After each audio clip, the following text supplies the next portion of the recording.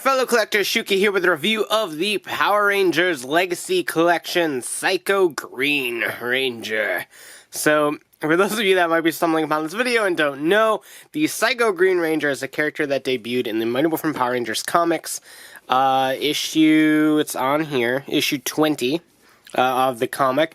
And basically, like, the story kind of sums it up. It was the original Psycho Ranger that was sent to the moon to release Rita in 1969. Zorn recruited a team of Rangers to stop him. And it's a really cool comic arc, introduced one singular very important character to the storyline of those comics, as well as just a whole bunch of things. If you aren't reading these comics, please do yourself a favor. Go check them out. They're fantastic. They're easily one of the greatest things Power Rangers has done story-wise in probably since RPM.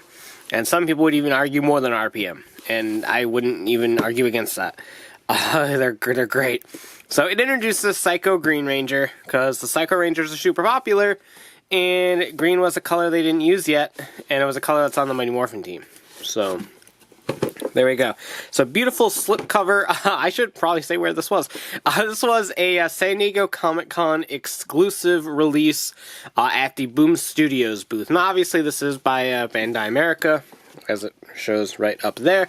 But this was exclusively sold at the Boom Studios, the people that make the Power Rangers comics.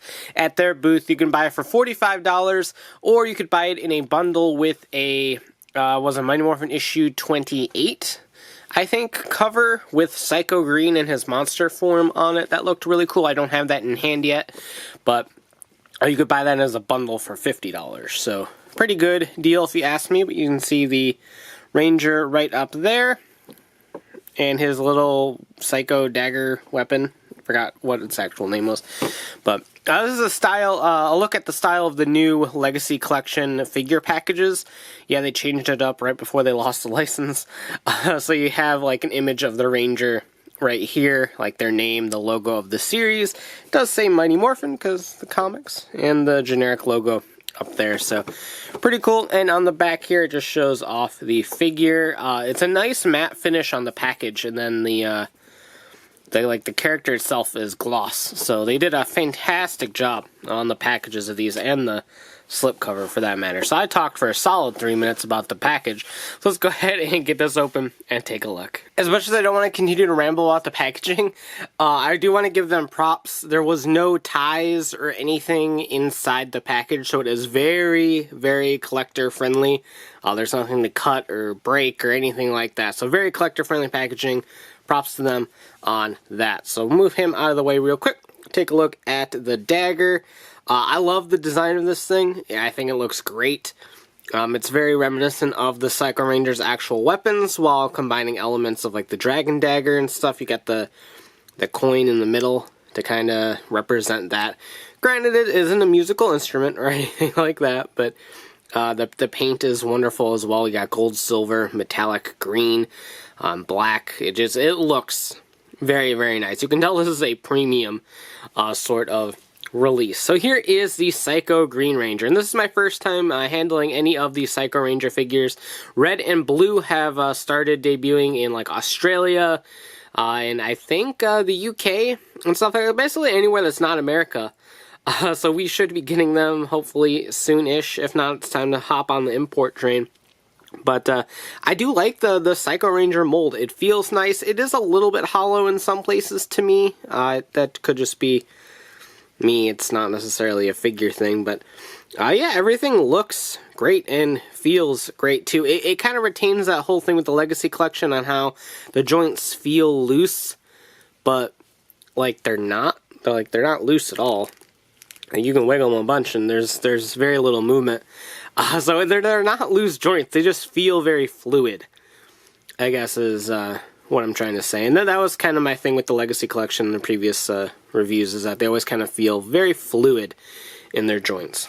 So, very nice figure overall. In terms of articulation, you do have a full rotation on the head. It is on a ball joint, so it can look up and down.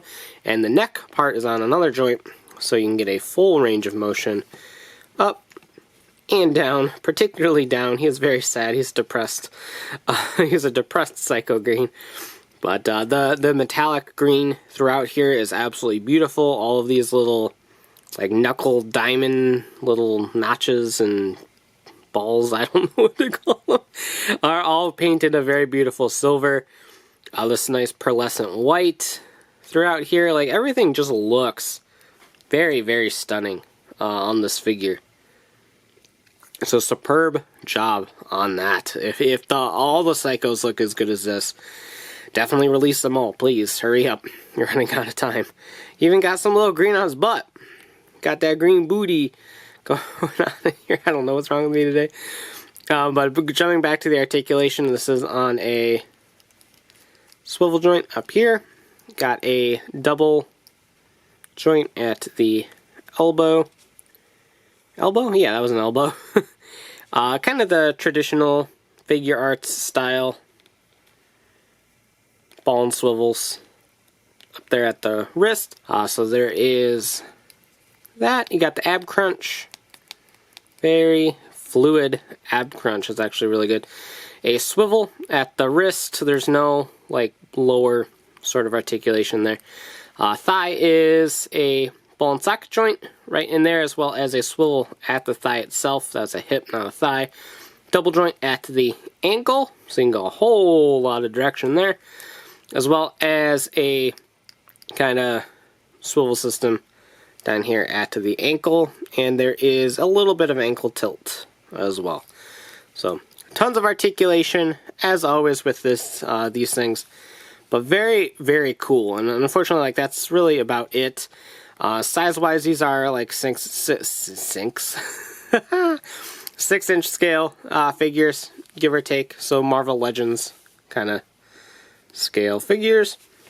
So very, very cool. Like, this is just a great figure. And for the first like comic related thing to release in a toy line being Psycho Green, I think it's really funny, and it just kind of shows that, hey, we had the Psycho Ranger mold, let's go ahead and do this, as opposed to actually putting a whole bunch of thought into it. And yeah, he can hold his dagger. I didn't forget that. He can hold his dagger. Not very tightly, but he can hold it. At the very least. So let's kind of close this off and get a good pose going. A good pose going as I make him in this weird kind of crouchy position. I don't know. I suck at posing figures. I don't know why anyone would want me to do this. But there we go. So I want to give huge thanks to Thomas, and huge thanks to Hassan for telling Thomas that I needed these, and then Thomas for reaching out to me about these and picking these up for me at a very little up cost. I appreciate it so much. I was worried. This guy's going for 100, 120 last I looked on the aftermarket, and that's insane. If you can get this guy for maybe 80 or less, I would say he's definitely worth it, especially if you don't plan on getting all the other Psycho Rangers, because it makes this mold a little bit more unique. So if you're a huge fan of the comics, definitely urge you to hunt this one down. Hopefully they'll be available at Power Morphicon. We don't know yet, but it would be a nice treat for those that missed out to be able to get him there. But at the very least, this is a great rendition of the Psycho Green Ranger. If you have the comics and love the comics and breathe the comics, then this is definitely a figure to get. I just look forward to the day where more comic representation can be on my shelves. So that about does it for this review. Let me know what you think in the comments down below, and as always, thanks for watching, take care, and have a great one. Bye. I'd like to thank Mike, Joey, Joe, John, Josh, VZ17, and all my fans who support me on Patreon.